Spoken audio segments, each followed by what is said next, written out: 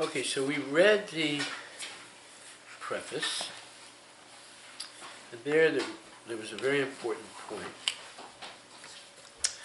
First of all, Nama Om Vishnu Padaya Krishna Prasthaya Bhakti Vishnu Bhakti Bhakti Vedanta Swami Tanaya Namaste Saraswati Devi Krishna Chaitanya Prabhu Nityananda Shri Vaitaka Shivasaki Hare Krishna Krishna Krishna Hare Rama.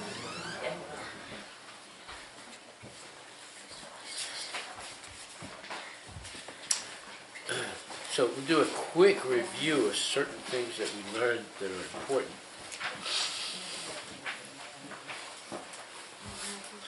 First of all,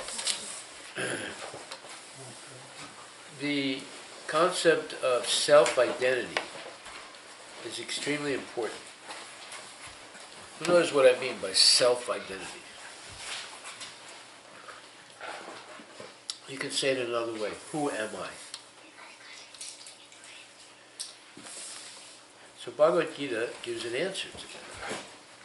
And it was right in the preface. So how would you describe who am I? You have an idea?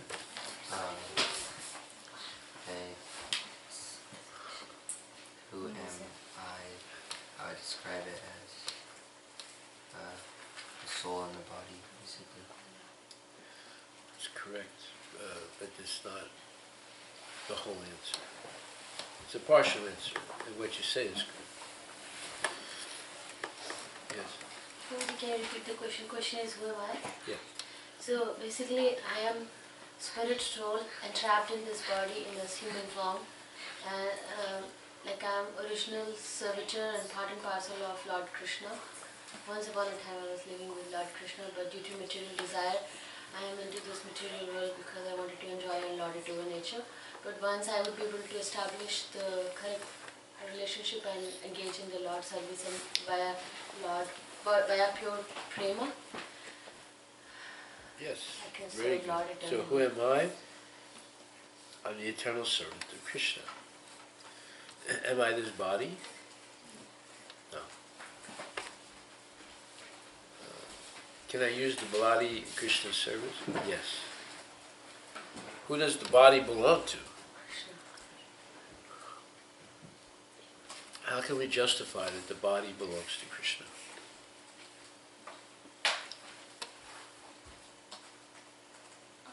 How can we prove that the body belongs to Krishna?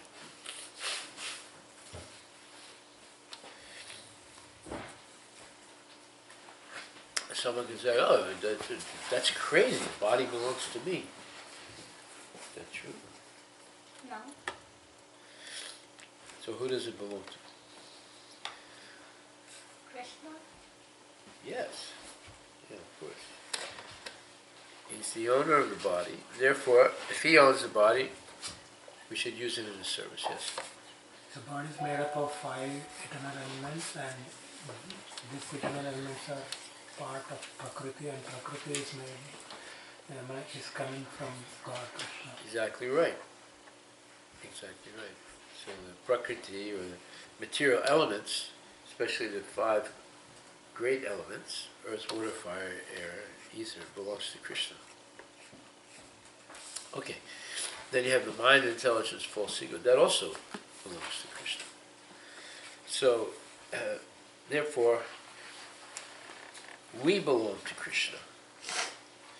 And then another major point that we read in the preface was that either you serve Krishna or you serve Maya. If you don't serve Krishna, you'll end up serving Maya. So, service we cannot stop.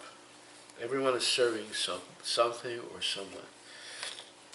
But if we serve Krishna, we can attain the perfection of life. If we serve Maya, we just get entangled in the constant repetition of birth, death, old age, and disease. So these are some worldview concepts. Then, most people on Kali Yuga are enamored by Maya, or the material energy. They're interested in cars and cell phones and houses and boats, so many things. And the wrong concept is they think that these material things will make them happy. Actually, what does make a person happy? Well, first of all, there's temporary happiness and there's sustainable happiness. So, actually, when you become more aware of life, you want sustainable happiness. You don't just want temporary happiness. So can you get sustainable happiness with material things? Answer is no, because they're temporary. They're not going to last forever. So, therefore, there's a difference between sat and asat. Sat is that which is eternal, and asat is that which is temporary. Therefore, devotees are looking for sat, what is eternal. So the soul is eternal, Krishna is eternal, and devotional service to Krishna is eternal. The body is temporary, sense gratification in the body is temporary, the material world is temporary. All the people you work for in the material world are temporary. So you will not have sustainable happiness by ignoring Krishna. The next point is that when a person's in an illusion, they think that their happiness is attained through sense gratification, pleasing the senses. But sense gratification will never make anyone happy. There'll be a little happiness in the beginning, and there's a verse in Bhagavad-Gita that says, well, what begins like nectar but ends as poison is happiness in the mode of passion. It begins like nectar and ends up like poison. But what begins like poison and ends up like nectar is happiness in the mode of goodness. Okay, so, and the main point here, instead of satisfying one's own senses, the devotee attempts to satisfy the senses of the Lord. That is the highest perfection of life. The Lord wants this, and He demands it. One has to understand the central point of Bhagavad-Gita. So this is the central point of Bhagavad-Gita. We will never attain real happiness or sustainable happiness by trying to please our own senses. But we will attain sustainable happiness by pleasing Krishna's senses. So this is the difference between sat and asat. And that's the central point of Bhagavad Gita. So then we fast forward, we're into the introduction. And in the introduction we covered many points already. There are 5 subjects of the Bhagavad Gita. What are they?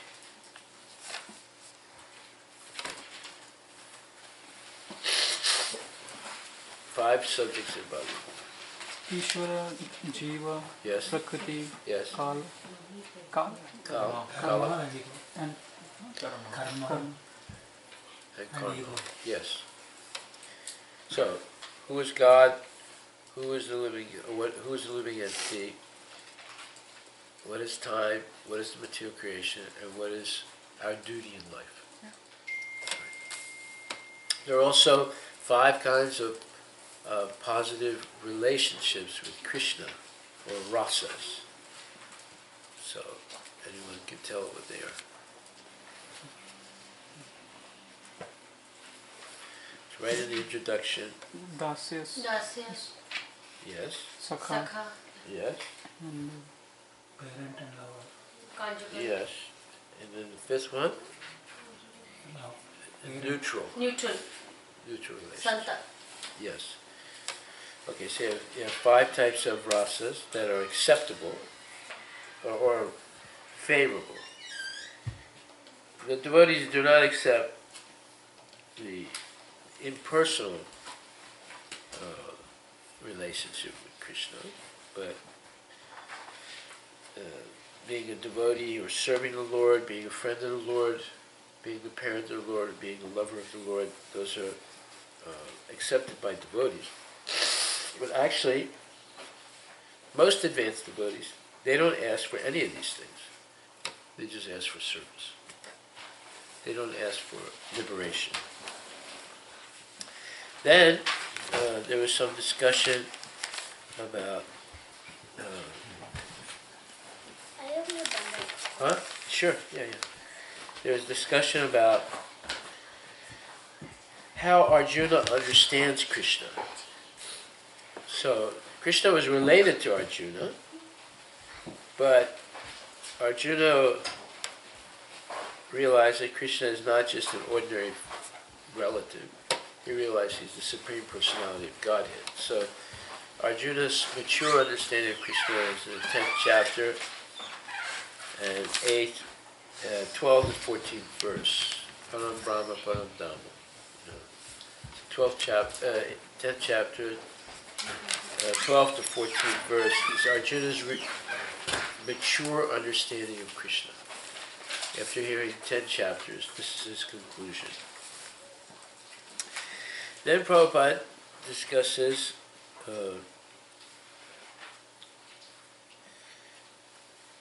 Arjuna. How does Arjuna understand? He understands Krishna as the Supreme Personality of Godhead, but he also accepts that everything Krishna says as the truth. That's it. That is something we should try and accept also. That way we save a lot of time. The difference between Vedic education or what you call pedagogy in English, it's a big word, it means how people teach, and modern let's say approaches to education is the following. In the Vedic tradition, all the statements that Krishna makes are considered axiomatic truths, self-evident and not, let's say, debatable. Something that's self-evident is not debatable. So Arjuna reaffirms that in the 10th chapter, 13th or 14th verse, where he says, whatever you say, Krishna, I accept as the absolute truth. The 15th verse. Sarvamitanritam manye. This is all the introduction. Now we're just going page by page, trying to see the major points. So he says, whatever you say, I accept as the absolute truth. And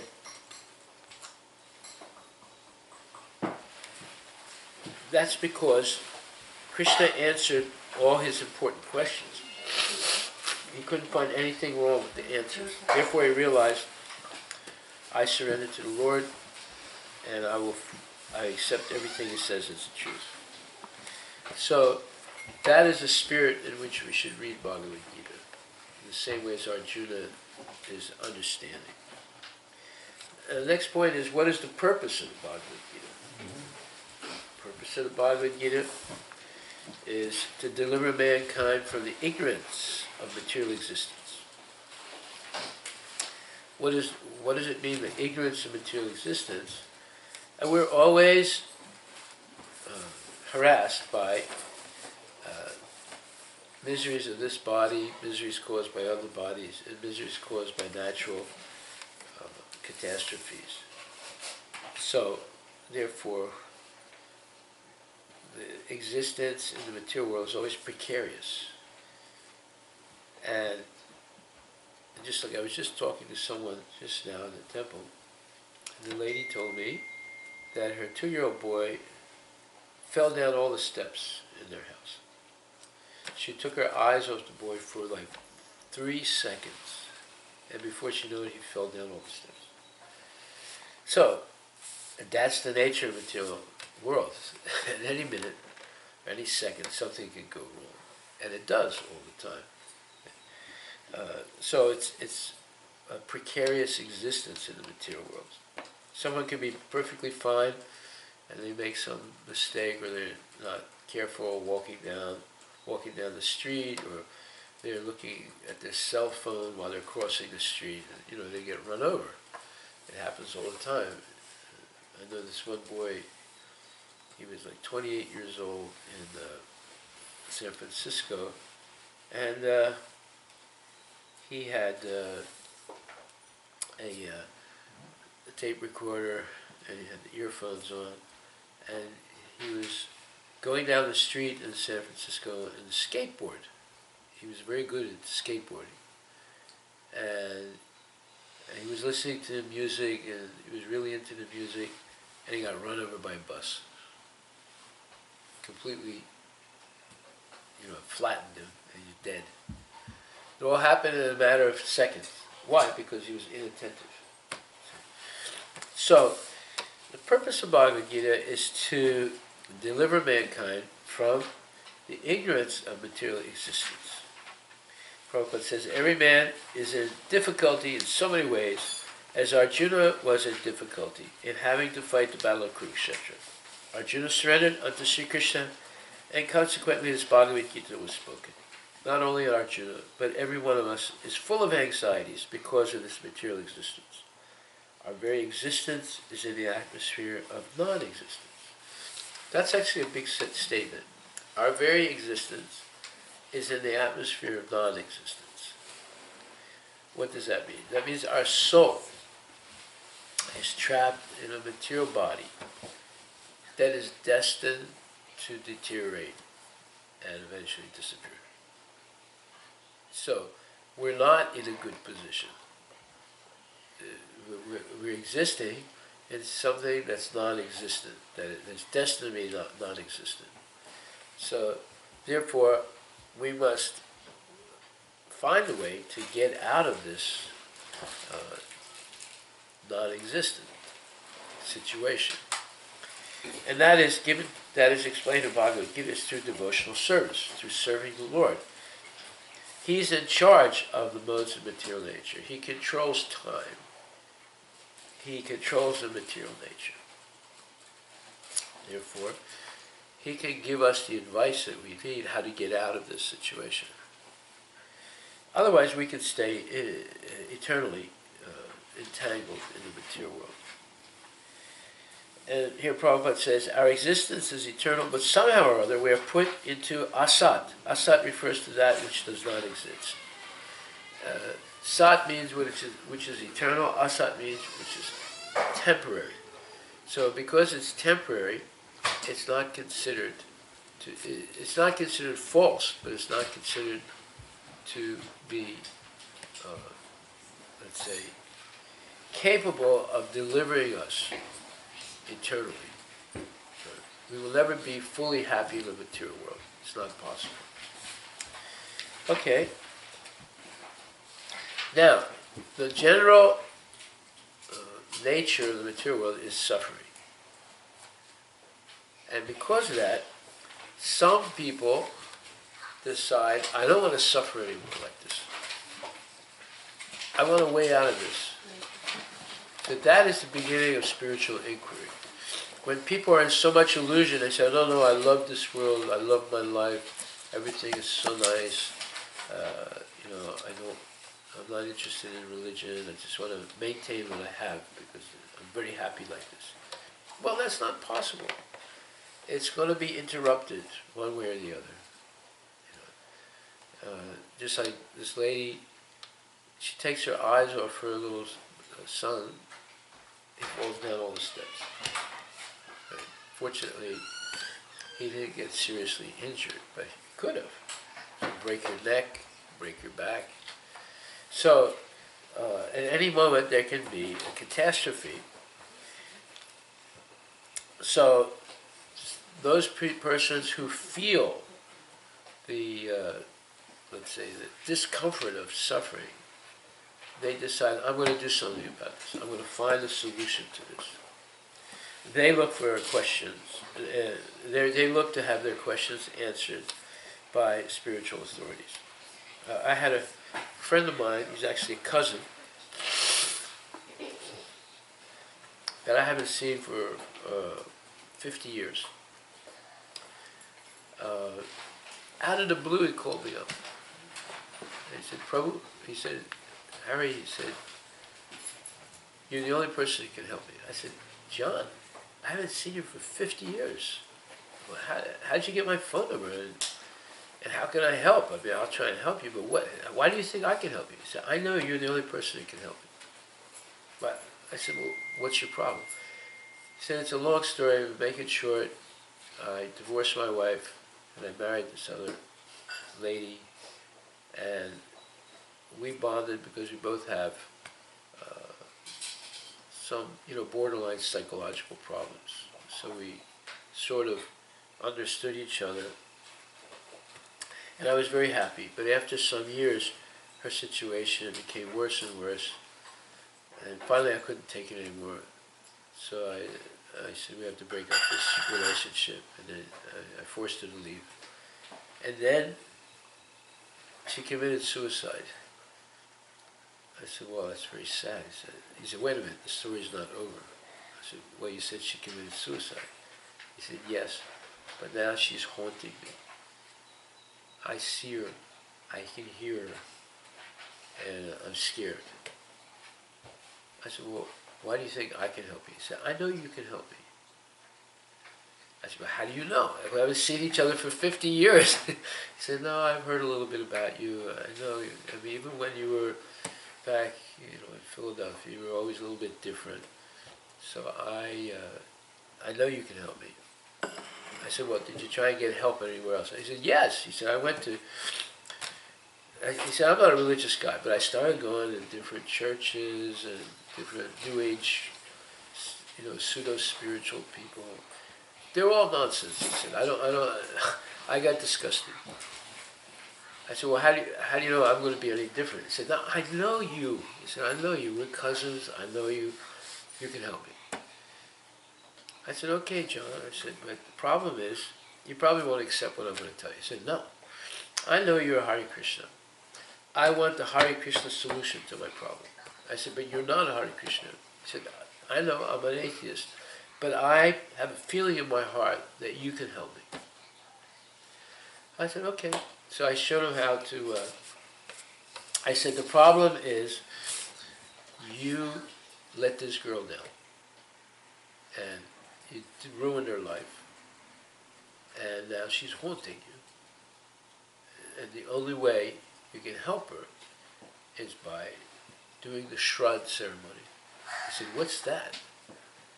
I said, the Shraddha ceremony means that she has an eternal soul. So she's not dead. Only your body died, but she's still existing because the soul is eternal. But she's in a very difficult situation because she committed suicide. And actually, the only person who can help her is you, because you had closest relationship to her. He said, well, that's right. He said, but how can I help her? I said, you have to perform the ceremony. You have to do it every day. I said, well, what do I do?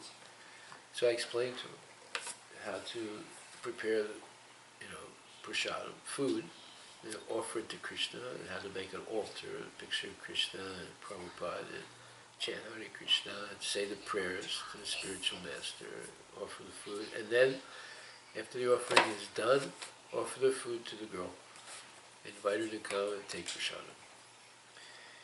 He said, that is so far out. He said, I don't know if I can do that. I said, then why did you call me? He said, no, I'm going to try, he said. But I don't believe in God. I said, well, that's nonsense. You believe in ghosts now, don't you? He said, yes, I do. Okay, well, you're getting on the track then, So he said, okay, where do I get all this information? So I showed him on the internet where you can get the information. He did it. 1 month later he called me. He said, Harry, he said, I knew you were going to be able to help me. It worked. I've been doing it every day. He said, actually it's good because I'm a good cook. So after I make this offering, I offer it to her, and then I eat the food. It's really good.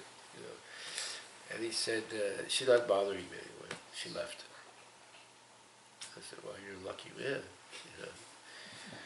He said, I want to come and see you. I said, sure, you can come anytime. He never came.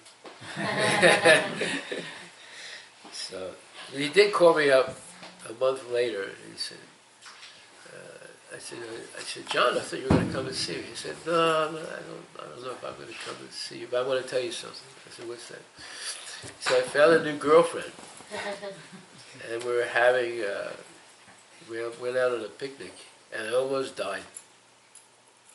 I said, what do you mean you almost died?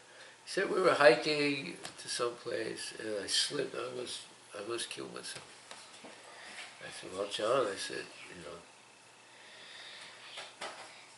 you should become more serious about life. I said, getting another girlfriend is not the solution to becoming happy. He said, well, yeah, I think you're right.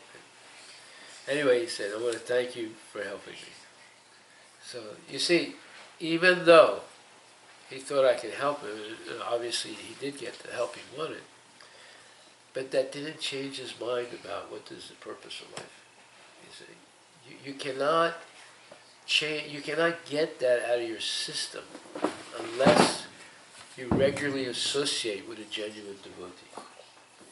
You can't get it simply by reading books. It'll help. Reading books will help, but you have to actually have association, sadhu sangha, to change your orientation of life. Why is that? Because ignorance is so prevalent in this world, and ignorance appears very attractive. People make ignorant things look wonderful, and therefore people get tricked all the time. And from ignorance, we develop the seed of material desire. And then the seed of material desire, remaining in the atmosphere of bad association, fructifies, and we commit sinful activities. Then sinful activities give us sinful reactions that remain hidden. It's called aparabdha. You can't see the reactions, but they're there. And then later on they become parabdha, they become manifest. And then, due to that, and then we get bewildered because we don't see the correlation between sin and the reaction, because there's a time span between the two. And then we get confused, but we have the tendency to continue sinning. That's called kutam. So you have avidya, bijam, papam, aparabdha, parabdha, and then kutam. Kutam is the propensity for sin. And again, that cycle begins. So can you repeat it, Bijam, all this? Everything begins by avidya. English I've written Sanskrit. Everything begins by avidya. Avidya means you go to school and you learn that there's no God, we all come from monkeys, and the purpose of life is to enjoy the senses. Right? And then you see movies that support that. You read books that support that. You hear lectures that support that. You have friends that support it and do it. So you get overwhelmed and you think, okay, this is what will make me happy if I indulge my senses. And then once one begins in that path, one will commit sinful activities. A sure thing, you can't help it. And as soon as there's sinful activities, there's sinful reactions, but they remain hidden for some time. And then the reaction comes, you can't figure out where it came from, because you forgot. Well, not only you forget about committing sinful activities, you're committing sinful activities all the time. You think the sinful activities is normal life. Just like the other day I went to a nursery to buy some plants, and I became friends with the owner of the place. He's a very nice man. And I invited him to come to the temple. He said, oh no, I can't come. I said, why not? Well, he said, I'm going to the casino tonight. I said, well, casino's not a nice place. Oh no, he said, casino's great. I have such a good time when I go there. But what do they do in a casino? They drink liquor. They gamble. They eat meat. And the other good things that they do there. Right. So his happiness in life is going to the casino.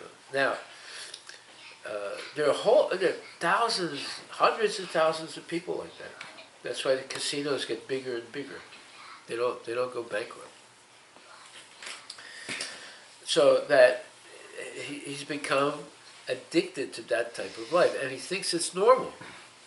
If I tell him it's not normal, he says, no, this is what gives me pleasure in life. So you see, you get the sinful reactions, and then through that whole process, you maintain the propensity to continue like that.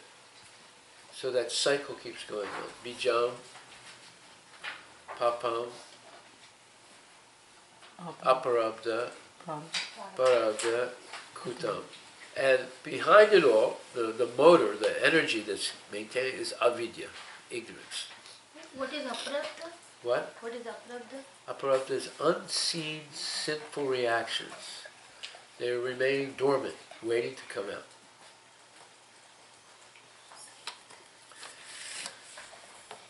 So it's a confusing cycle. And it keeps people continually in material nature. Okay, so then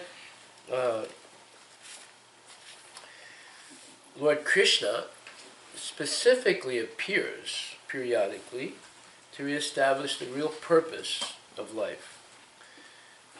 Because periodically people become so degraded they completely forget what is the purpose of life. The purpose of life is to overcome the ignorance of material existence and go back to Godhead. So then,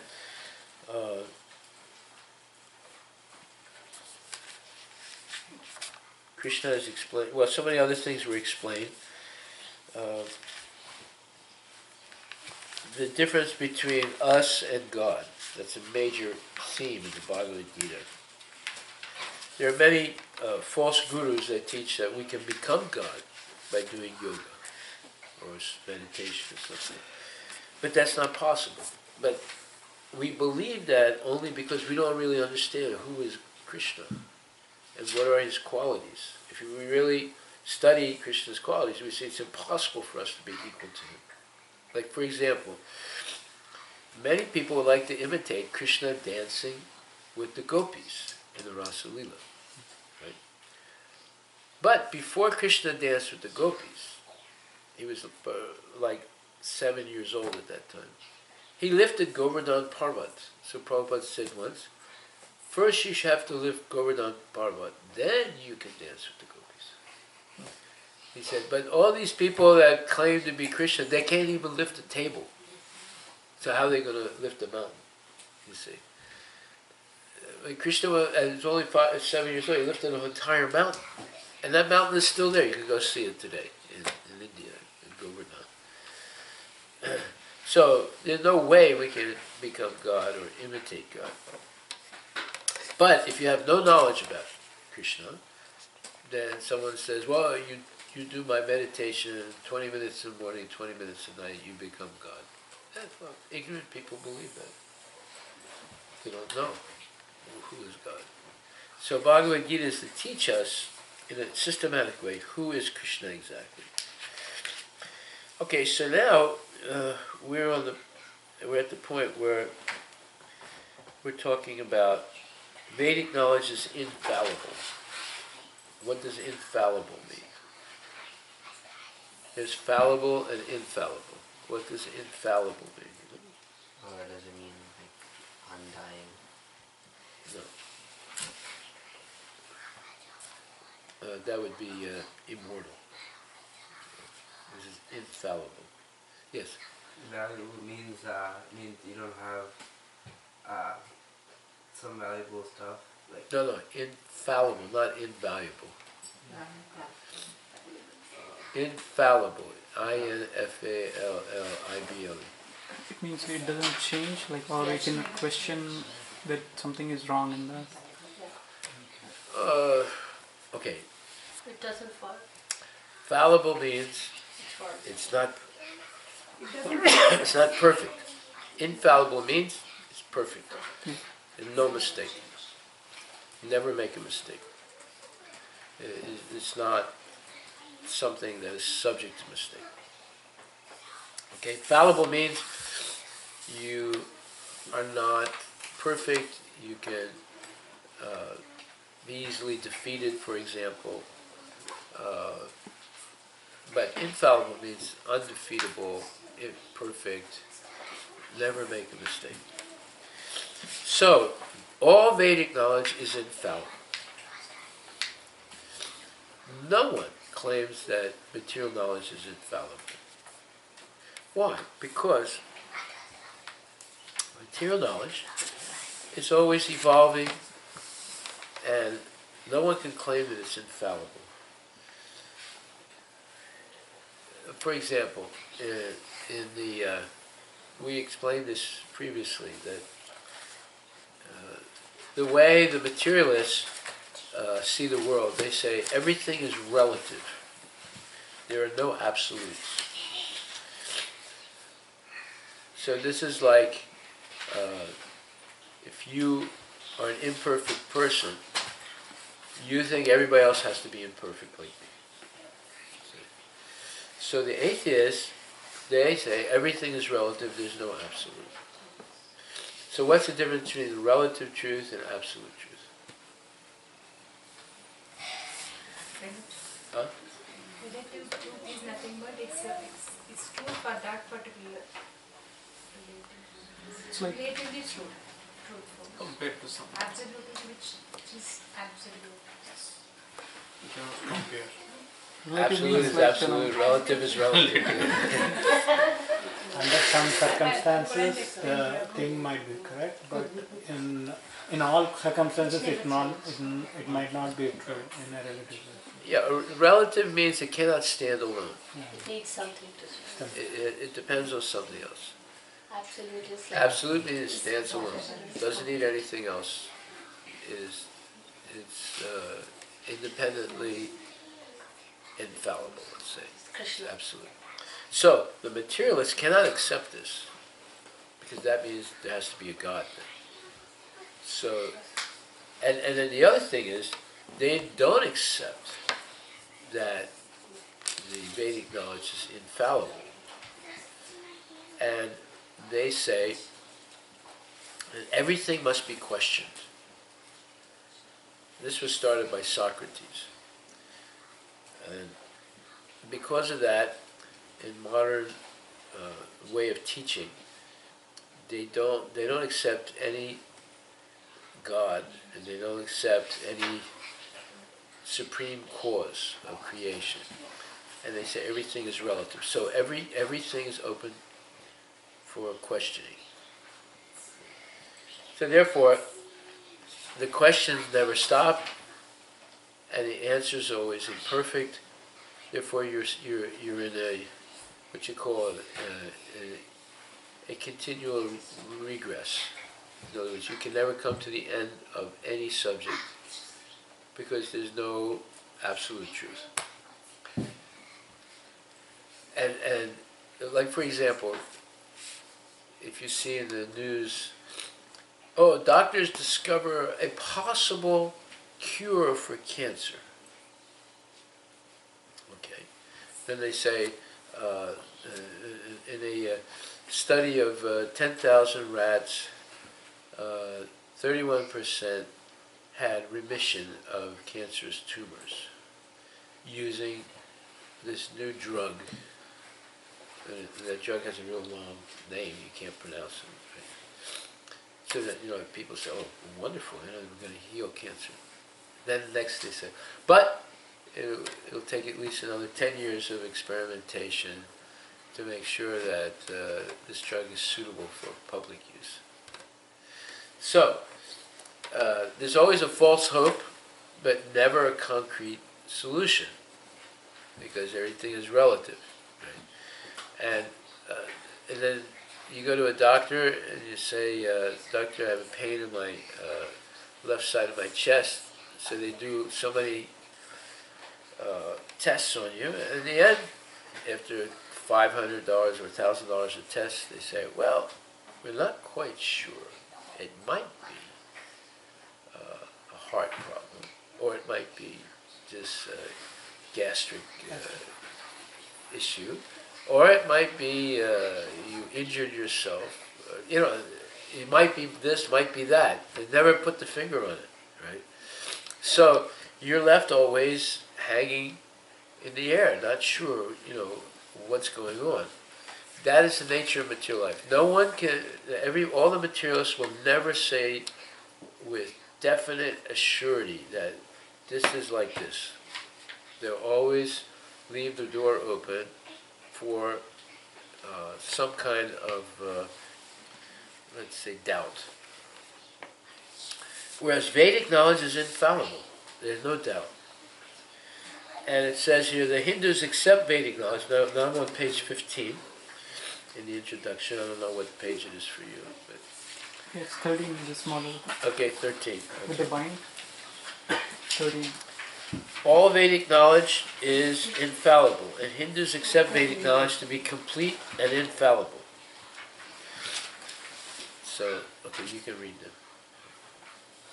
All Vedic knowledge is infallible, and Hindus accept Vedic knowledge to be complete and infallible. For example, cow dung is a stool of an animal, and according to Smriti or Vedic injunction, if one touches the stool of an animal, he has to take a bath to purify himself. But in Vedic scriptures, cow dung is considered to be purifying agent.